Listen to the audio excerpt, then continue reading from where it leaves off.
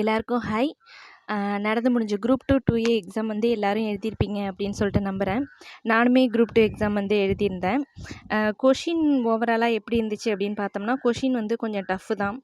இப்போ தமிழே எடுத்துக்கிட்டாலும், தமிழ் வந்து எப்படி நமக்கு ஈஸியாக இருக்கும், அதிலே வந்து ரொம்ப யோசிக்கிற விதமாக இதுவா அதுவா அப்படின்னு யோசிக்கிற விதமாக இருந்துச்சு. சில கொஷின்ஸ்லாம் யோசித்தாலுமே தெரியாத அளவுக்கும் இருந்துச்சு. மேத்ஸ் வந்து ஈஸி தான் என்னை பொறுத்த வரைக்கும். ஜிஎஸ் வந்து ஆஸ் யூஷுவல் ஆல்ரெடி நான் வீடியோவில் சொன்ன மாதிரி தான். எப்படி தான் நம்ம வந்து ஜிஎஸ்ஸை வந்து படிச்சுட்டு போயிருந்தாலும் அவங்க வேறு கொஷின் தான் கேட்பாங்க. சிலபஸ்லேருந்து தான் இருக்கும், ஆனால் நமக்கு அது ஒன்றும் புரியாது. படித்ததை வச்சு எதுவும் ஒமிட் பண்ணி எழுதுகிற மாதிரி இருக்கும். இந்த தடவை அப்படியும் கிடையாது, எதுவுமே தெரியல. தெரிஞ்சிருந்தது அப்படின்னு சொல்லிட்டு பார்த்தோம்னா, இப்போ மேட்ச் கொடுத்துருந்தாங்க இல்லையா, அந்த மேட்ச்லாம் கொஞ்சம் எனக்கு தெரிஞ்சிருந்துச்சு.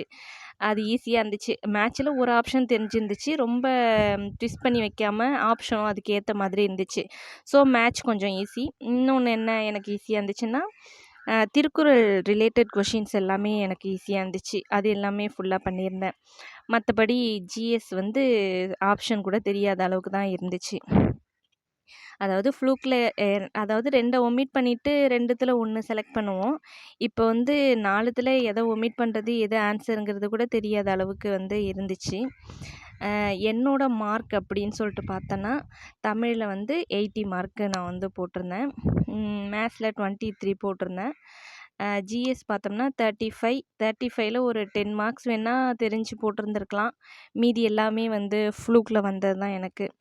ஓவராலாக ஒரு 138 போட்டிருக்கேன். மெயின்ஸ் பொறுத்த வரைக்கும் ஹோப் கிடையாது. நெக்ஸ்ட்டு என்னோடய எய்ம் என்னென்னா குரூப் 4. 2025ல் கண்டிப்பாக குரூப் 4ம் வரப்போகுது. ஒரு பல்கான வேக்கன்சியும் கண்டிப்பாக இருக்க தான் போகுது. ஸோ இப்போலேருந்தே நான் அதுக்கு ஃபோக்கஸ் பண்ண ஆரம்பிச்சிட்டேன். இப்போ 11th சிறப்பு தமிழ்லாம் இது வரைக்கும் நான் படிக்காமல் இருந்தேன். இப்போ 11th 12th அதை வந்து நான் படிக்க ஸ்டார்ட் பண்ண போகிறேன். திருப்பி ஃப்ரெஷ்ஷாக ஸ்டார்ட் பண்ணலாம் அப்படின்னு சொல்லிட்டு இருக்கேன். ரொம்ப பொறுமையாக, ரொம்ப டீப்பாக, தெளிவாக படிக்கலாம் அப்படின்னு சொல்லிட்டு முடிவு பண்ணியிருக்கேன். இந்த எக்ஸாம் பார்த்துட்டு நிறைய பேர் சென்ட்ரலே இனிமேலுக்கு டிஎன்பிஎஸ்சி பக்கமே போகக்கூடாது அப்படின்லாம் சொல்லிட்டு வந்ததெல்லாம் நான் கேட்டேன். அப்படிலாம் நினைக்கக்கூடாது. கொஷின் பேப்பர் எப்படி வேணாலும் இருக்கலாம். இப்போ இந்த கொஷினே இருக்குது, இந்த கொஷின் டஃப்பு தான். இப்போ தமிழில் 80 மார்க்கு போட்டிருக்கேன். இன்னும் நான் நல்லா படிச்சிருந்தேன்னா 92 மார்க் என்னால் போட்டிருக்க முடியும். கண்டிப்பாக போட்டிருக்க முடியும். அந்த அளவுக்கு கிளியர் இல்லாமல் படிச்சிருக்கோம். அதனால தான் இந்த 80 மார்க் வந்ததுங்கிறது. ஒரு 145, 150 மார்க் இந்த கொஷினில் கண்டிப்பாக எடுக்க முடியும். நல்லா படிச்சிருந்தா கண்டிப்பாக இருக்கலாம். படிக்காது தான். அந்த 50 கொஷின் தான் நமக்கு வந்து டஃப்பு. நமக்கு டஃப்புன்னா அது எழுதுகிற எல்லா போட்டித் தேர்வர்களுக்கும் அது வந்து கஷ்டம்தான். நமக்கு டஃப்புன்னா அது படித்த எல்லாருக்கும் நமக்கு ஒரு கொஷின் தெரியாமல் அவுட் ஆஃப் சிலபஸ் மாதிரி இருக்குன்னா, இன்னொருத்தவங்களுக்கும் அது அப்படி தான் இருந்திருக்கும். ஸோ நமக்கு டஃப்பாக இருக்குதுன்னு நினச்சி கவலைப்படுறதுக்கு வேலையே இல்லை. நம்ம ஒரு இடம் படிக்கலைன்னா இன்னொருத்தவங்களும் அந்த சோர்ஸ்லேருந்து படிச்சிருக்காங்கன்னா இருக்காது தான். அதனால டிஎன்பிஎஸ்சி பக்கமே நான் வரமாட்டேன், தலை வச்சு தூங்க மாட்டேன் அப்படிங்கிறதெல்லாம் ரொம்ப தப்பு. நமக்கு தேவை ஒரு வேலை. ஸோ அடுத்ததை நோக்கி நம்ம போயிட்டே இருக்கணும். இப்போ அடுத்து குரூப் 4. அதுக்கு அது வந்து சில எக்ஸாம் ரொம்ப டஃப்பாக கேட்டிருக்காங்க, சிலது ஈஸியாகவும் கேட்டிருக்காங்க. அது வந்து நமக்கு பிரச்சனை கிடையாது. நம்ம படிக்க வேண்டியது ஃபுல் அண்ட் ஃபுல் ஃபோக்கஸ் பண்ணி நம்ம படிச்சிடணும், தமிழையும் மேத்ஸையும். ஜிஎஸ்ஸு நமக்கு இருக்கிற சோர்ஸை மட்டும் படித்தாலே போதும். ஸோ அடுத்ததாக குரூப் 4க்கு வந்து நம்ம படிக்க ஆரம்பிச்சிடலாம்.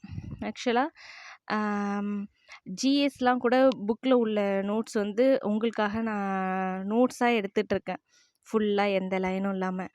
அது கூட நான் வந்து உங்களுக்கு அதை வந்து ஷேர் பண்ணி விடுறேன். அது கொஞ்சம் கம்ப்ளீட் ஆகட்டும், ஷேர் பண்ணி விடுறேன். ஆனால் அது வரைக்குமே நம்ம வந்து தமிழும் மேத்ஸும் வந்து கண்டிப்பாக படிக்க ஆரம்பிச்சிடணும். தமிழ் மேக்ஸிமம் வந்து நியூ புக்லேருந்து தான் கேட்டிருக்காங்க. 6th to 12th வரைக்கும் நியூ புக்லேருந்து கேட்டிருக்காங்க. அதுக்கு அடுத்தது தான் நமக்கு வந்து ஓல்டு புக்லேருந்து கேட்டிருக்காங்க. ஸோ நியூ புக்கை ஃபஸ்ட்டு நம்ம வந்து படிக்க ஸ்டார்ட் பண்ணிடலாம். அடுத்து ஓல்டு புக்கு. கால்ஃபர் வந்தோடனே தான் படிக்கணும் அப்படின்னு நினச்சிட்டு இருந்தோம்னா நம்மளால் போர்ஷன் வந்து கம்ப்ளீட் பண்ண முடியாது. இப்போலேருந்தே படித்தோம்னா கால்ஃபர் வந்ததுக்கப்புறமா நம்மளால் ரிவிஷன் பண்ணுறதுக்கு நமக்கு டைம் இருக்கும். ஸோ நமக்கு வந்து அந்த ஃபோர்ஸ் வரல, கால்ஃபர் வந்தால் தான் அந்த ஃபோர்ஸ் வரும் அப்படின்லாம் நினச்சிட்டு இருக்கக்கூடாது. ஒரு நாளைக்கு படிக்க முடிஞ்சாலும் அதை வந்து கண்டிப்பாக படிச்சிடணும். இப்போ வந்து குரூப் 4 வந்து ஸ்டார்ட் பண்ணலாம் அப்படின்னு சொல்லிட்டு இருக்கேன்.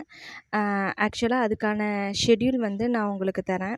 என்னோட யாரெலாம் கம்பைன் பண்ணி படிக்கணும் அப்படின்னு இந்த ஷெட்யூலை ஃபாலோ பண்ணி படிக்கணும் அப்படின்னு இருக்கீங்களோ கண்டிப்பாக படிக்கலாம். அதாவது ஃப்ரெஷர்ஸ் ஹவுஸ் ஒய்ஃபு கண்டிப்பாக என்னோடய ஷெட்யூல் வந்து உங்களுக்கு யூஸ்ஃபுல்லாக இருக்கும். ஏன்னா மினிமமான ஷெட்யூல் தான் நான் கொடுக்க போகிறேன். அதுக்கான வீடியோவும் ஷெட்யூலும் நான் வந்து உங்களுக்கு நெக்ஸ்ட் வீடியோவில் தரேன்.